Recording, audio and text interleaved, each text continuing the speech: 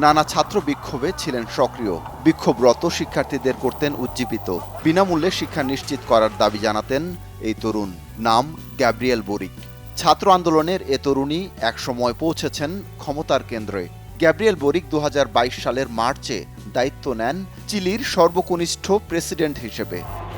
সম্প্রতি বাংলাদেশে বৈষম্য বিরোধী ছাত্র আন্দোলনের হাত ধরে হয় গণঅভ্যুত্থান, পতন হয় শেখ হাসিনার নেতৃত্বে আওয়ামী লীগ সরকারের। নবগঠিত অন্তর্বর্তী সরকারের উপদেষ্টা হিসেবেও শপথ নিয়েছেন বৈষম্য বিরোধী ছাত্র আন্দোলনের দুই সমন্বয়ক নাহিদ ইসলাম ও আসিফ মাহমুদ সজীব ভুইয়া। শিক্ষার্থী আন্দোলনের মাধ্যমে ক্ষমতার শীর্ষে যাওয়া আরেক উদাহরণ চিলির প্রেসিডেন্ট গ্যাব্রিয়েল বরিক। কিন্তু বরিক কিভাবে উঠে এলেন ক্ষমতার শীর্ষে? এক দশক আগের কথা। তখন 25 বছর বয়সী তরুণ গ্যাব্রিয়েল বরিককে দেখা যেত চিলির রাজধানী সান্তিয়াগোর রাস্তায় বিভিন্ন ছাত্র বিক্ষোভে। ব্রিটিশ গণমাধ্যম দ্য গার্ডিয়ানের এক প্রতিবেদন অনুসারে গ্যাব্রিয়েল বরিকের জন্ম 1986 সালে। চিলি বিশ্ববিদ্যালয়ে পড়ার সময়ই ছাত্র আন্দোলনে জড়িয়ে পড়েন। 2011 সাল থেকে 2012 সাল পর্যন্ত বিশ্ববিদ্যালয়ের স্টুডেন্ট ফেডারেশনের সভাপতি ছিলেন। ছাত্র রাজনীতির কারণে আইন বিষয়ে পড়াশোনা শেষ করতে পারেননি।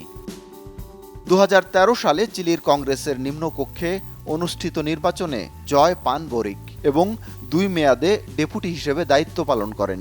পরবর্তী সময়ে অটোনমিস্ট মুভমেন্ট গড়ে তোলেন। 2018 সালে নিজের দলকে সোশ্যাল কনজারভেন্স পার্টির সঙ্গে একীভূত করেন। এরপর 2021 সালের প্রেসিডেন্ট নির্বাচনে প্রতিদ্বন্দ্বিতায় নামেন তিনি।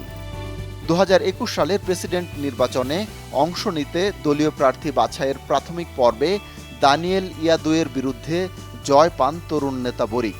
সে বছরের নভেম্বরে প্রথম দফার প্রেসিডেন্ট নির্বাচনে দ্বিতীয় স্থান অর্জন করেন তিনি। উগ্র ডানপন্থী হোসে অ্যান্তোনিও কাস্তো প্রথম হন। তার চেয়ে 2% ভোটে পিছিয়ে ছিলেন বরিক। 19 ডিসেম্বর এ দুই প্রার্থীর মধ্যে দ্বিতীয় দফার ভোট হয়। এ নির্বাচনে 56% ভোট পেয়ে জয়ী হন সাবেক ছাত্রনেতা বরিক। প্রথম দফার তুলনায় দ্বিতীয় দফার নির্বাচনে 12 লাখ মানুষ বেশি ভোট দিয়েছেন বরিককে। 2022 সালের মার্চে দায়িত্ব নেন বরিক।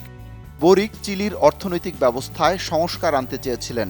বিবিসির এক প্রতিবেদনে বলা হয়েছে, পেনশন আগের চেয়ে বেশি দেওয়া, চাকরিজীবীদের সপ্তাহান্তের শ্রমঘণ্টা 45 থেকে কমিয়ে 40 ঘণ্টায় আনাসহ নানা উদ্যোগের কারণে ভোটাররা তার প্রতি আকৃষ্ট হয়ে থাকতে পারেন।